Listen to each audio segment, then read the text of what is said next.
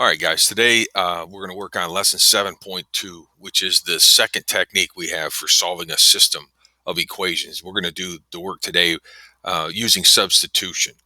Yesterday, as you remember, we worked on solving a system by graphing. So we were able to use the graphing utilities on the Alex site to make graphs to see that if the lines intersect in number one, and where they did, we were able to write the ordered pair as a solution, or were the lines parallel, which is no solution, or were the lines the same line, which is an infinite number of solutions. So today we're going to solve a different technique, and the three possible answers are still there, and you'll see that. But we're going to use a different technique, which is called substitution. All right. So there's a three-step process to solving systems using substitution. All right. And the step process goes like this. And you're going to see me reference these steps in my examples to help you with it. So, step one, when necessary, you have to solve at least one of the equations for one of the variables. So you pick one of the equations. If it's not given to you, and I'm pretty sure the Alex site is going to give you equations or a system of equations where one of them is already solved for a variable.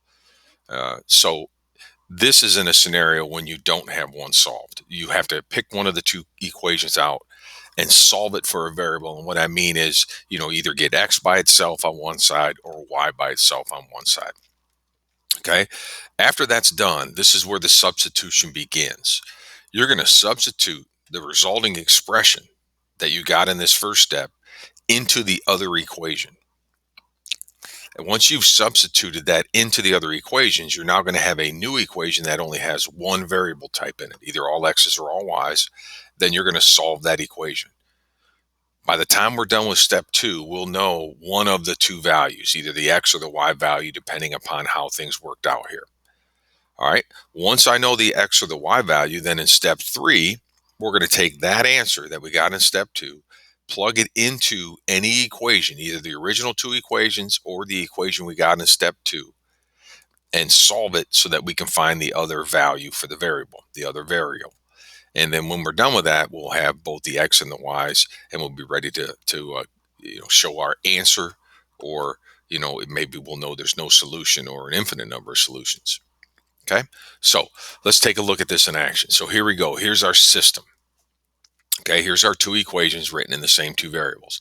Now what I'm going to do is I'm going to label them equation one and equation two, just so I can reference them throughout the problem. So this is my equation one, y equals negative 4x plus 12. Here's my equation two, 2x plus y equals 2. All right, first step is you have to have one of the equations solved for a variable. And if you look, equation one is already solved for y. I got y equals negative 4x plus 12. So I don't have any more work to do in my step one. In step two, we're going to substitute this equation, y equals negative 4x plus 12, into equation two. So what we're going to do is this y in the equation two here, we're going to replace that y with what it's equal to, which is negative 4x plus 12. So I'm substituting negative 4x plus 12 in place of y. When you do that, now you only have one variable type, x's. So I'm going to solve what's left here. Negative 4x plus 2x is negative 2x, plus 12 equals 2. Subtract 12 from both sides. Negative 2x equals negative 10. Divide both sides by negative 2. X equals 5.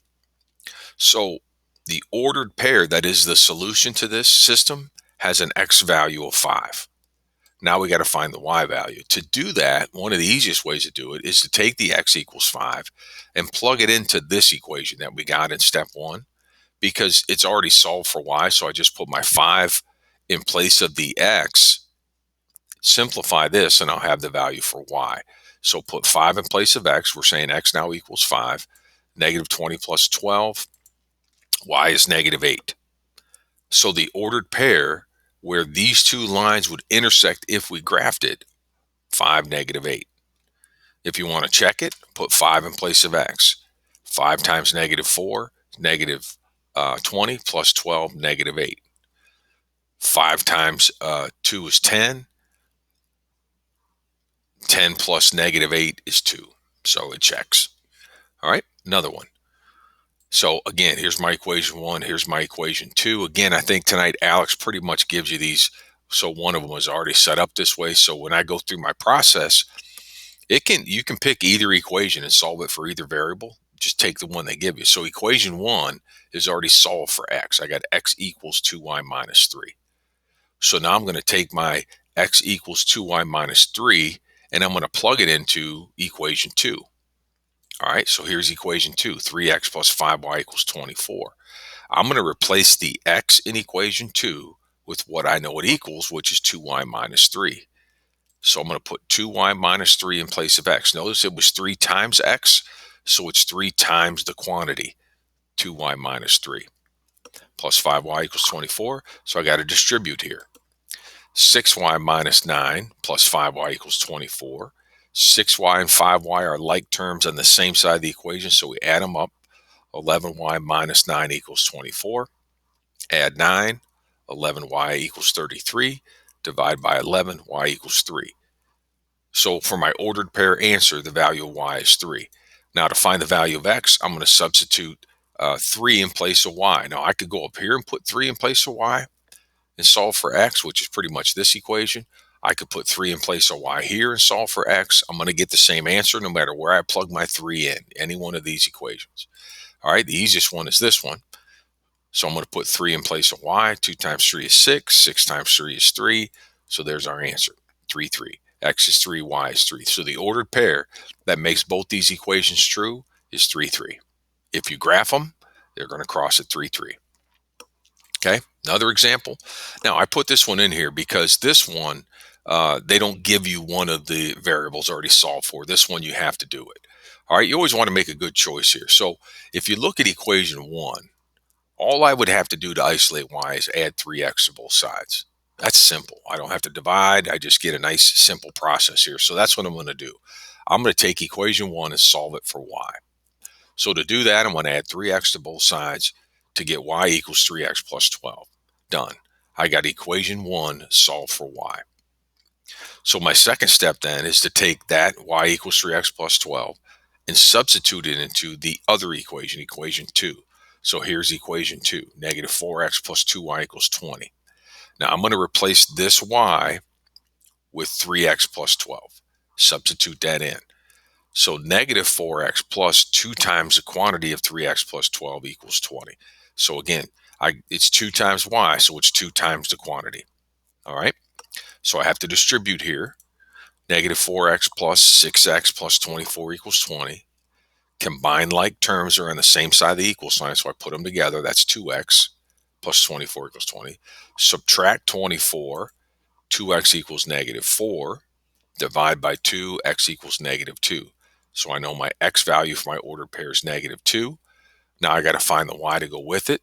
Again, I could take negative 2 and put it in place of this x, solve for y, in this x, solve for y, or in place of this x and solve for y. The easiest one is this one because y is already here by itself. So I'm going to put negative 2 in place of the x for that equation because I know x equals negative 2.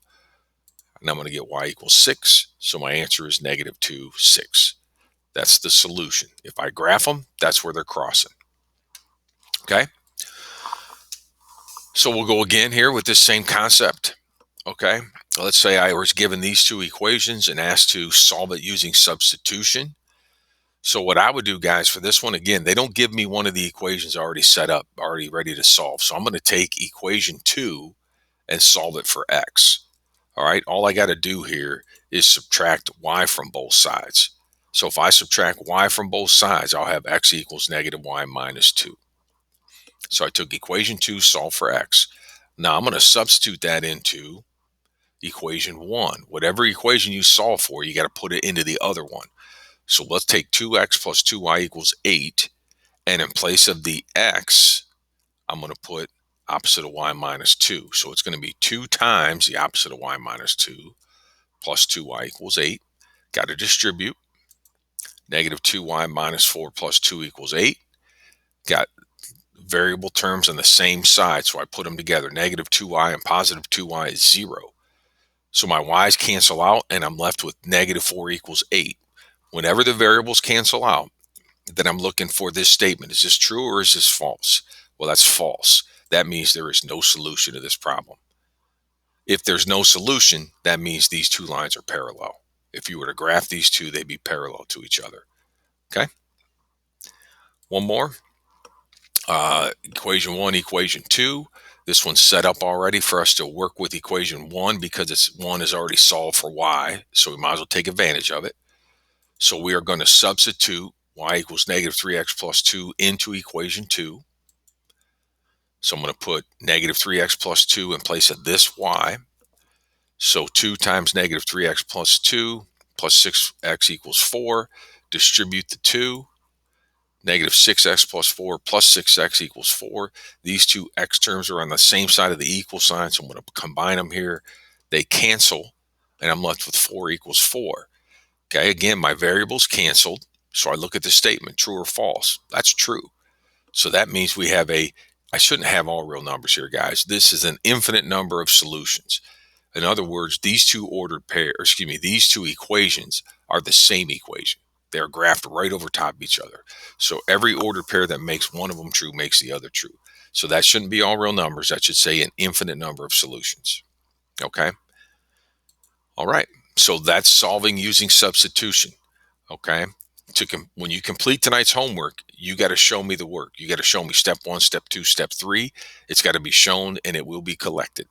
Okay. So make sure you have the work ready to turn in, and all your work is for you on Alex. All right. Have at it.